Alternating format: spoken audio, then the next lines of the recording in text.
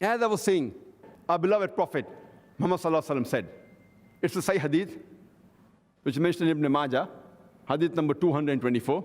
Our beloved Prophet said, Talabul ilmi, seeking knowledge, faridatun ala kulli Muslim, is obligatory on every Muslim. Seeking knowledge is obligatory on every Muslim, man or woman. Now, when we give knowledge to our children, we have to see to it that we give them proper knowledge. Knowledge can be broadly divided into two types. One is the basic knowledge of Islam, and second, knowledge what is required by the community. It's the duty of every parent that he should educate the children with the proper Islamic knowledge. Number one, most important, is Tawheed, that believing in one Allah subhanahu wa ta'ala. And we should not associate partners with anyone to Allah subhanahu wa ta'ala. Allah subhanahu wa ta'ala should not be associated with anyone else. Tawheed, number one. Then all the pillars which most of us know, but we should impart it in the right way to our children. About salah, about zakat, about hajj, about fasting. It's very important. And, but natural, knowledge of the Quran. This Quran is the last and final revelation of Allah subhanahu wa ta'ala, which was revealed to the last and final messenger, Prophet Muhammad, peace be upon him. Yesterday in Bradford, I had a talk on Al-Quran, should it be read with understanding? And I told there that the best gift that a parent can give to the child is the Quran, and make the child understand the Quran. Most of us Muslims, we teach our children to read Arabic. They can read Arabic, but they can't understand. If we teach them the language of the Quran, the Arabic as a language, that is the best gift you can give. And inshallah, towards the end of my talk, I will deal and discuss with that in detail. The second type of knowledge is the knowledge required by the community.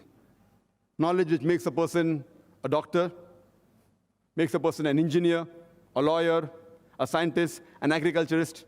This is too required for the betterment of the community, for the betterment of the society.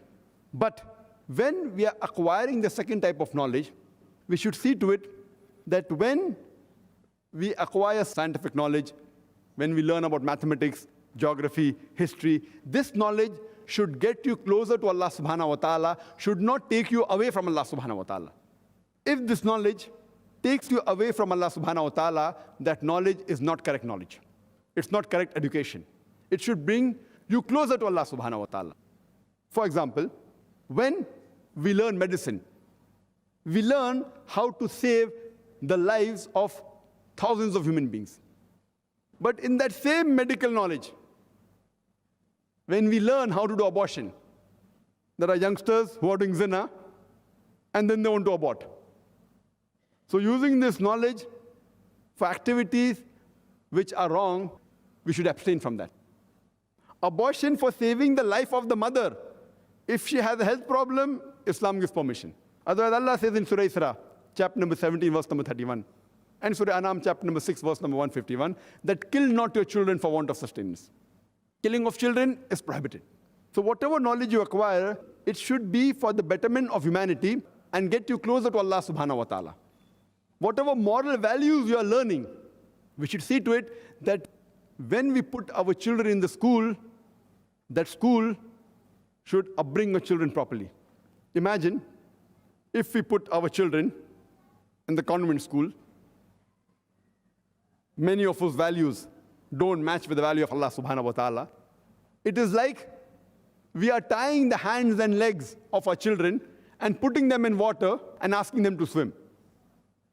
How will they swim? So when we put them in a school, see to it you put them in a proper school. If the culture and society and the school teaches you manners, it should be good Islamic manners.